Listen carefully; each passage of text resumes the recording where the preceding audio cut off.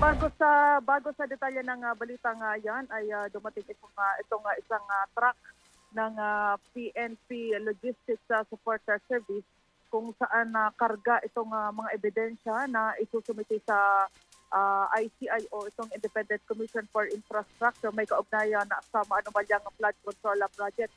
Kabilang dito sa nakikita natin na mga naka-box ito na plastic dito sa ibinababa pa lamang dito sa ICI ay kasama dito yung Patong Flood Control Project Southern Leyte.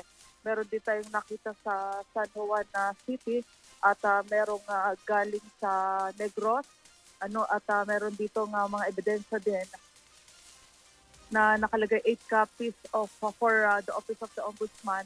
Ito ay may kaugnayan naman sa St. Timothy Construction Corporation. So patuloy na ibinababa ito ng mga tauhan ng pulis na armado itong mga ebidensya ngayon na dito sa tanggapan ng ICI. Samantala, tiniyak ni NBIOS Director Angelito Magno na minomonitor nila ang pagproseso ng hold departure orders at passport cancellation ng mga sangkot sa anomalya sa flood control project.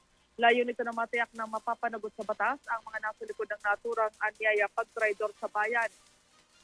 Nananawagan din sa publiko si Magno na wag tutulungan itong mga itong mga nagtatago sa batas o arborin, itong mga nakakalaya pang akusado sa non-bailable flood control malversation case.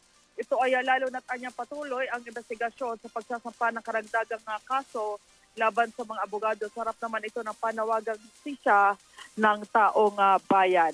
Kasama mo sa DZXL Manila, Radyo Man Joyce Colliantes, Adra Tatak Army.